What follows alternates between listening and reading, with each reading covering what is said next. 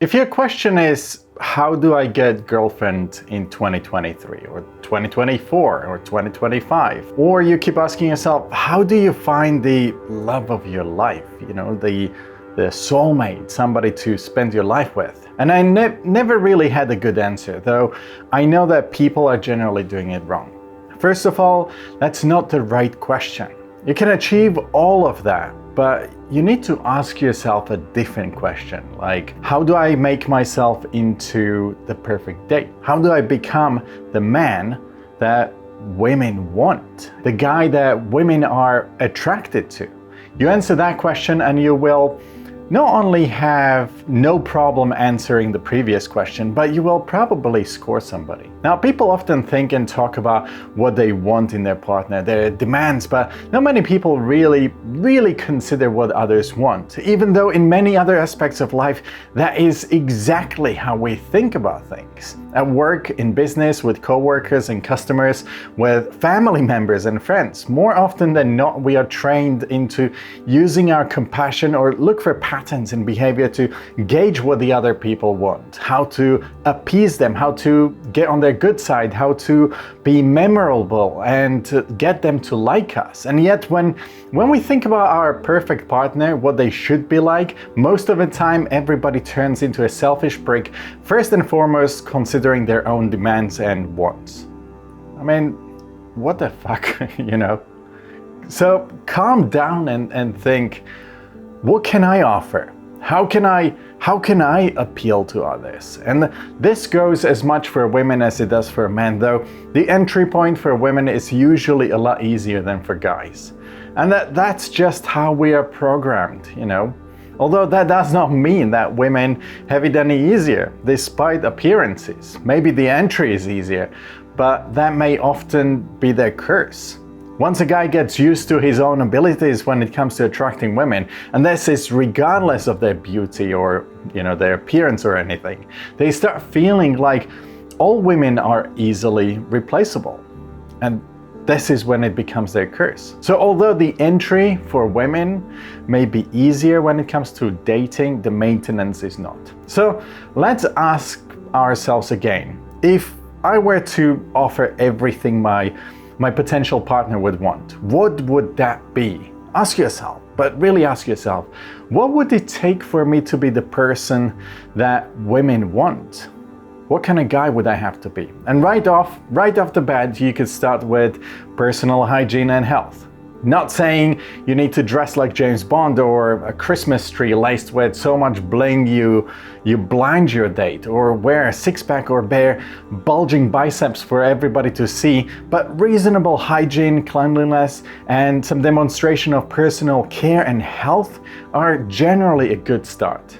Next, we could think about things like being creative or productive, something that demonstrates your value to your surroundings, to your family, and your ability to remain active, and not just physically, but mentally as well. Being generous and honest, all of these things are a great start. Willingness to delay your personal gratification and having an ability to read a situation, to read between the lines, to tease, to be playful, to be able to dance physically, quite literally physically. I mean, that's a great way of displaying your ability to have fun, to loosen up, to move in rhythm with your date, to be able to read her moves and feed yours, to lead her in conjunction, in collaboration, bridging the distance between you, quite literally, physically, but also mentally. But you also need to be able to handle the mental dance, to know how much to push and pull to keep somebody on their toes without offending them or alienating them, to maintain that personal mystery without coming across as some sort of an ignorant asshole. And if you reflect on these simple things, most people find that there's quite a bit of work that they need doing to close off that abyss, separating them from the ideal. But the harder you work on offering other people what they need and what they want, the more people will actually line up to play with you.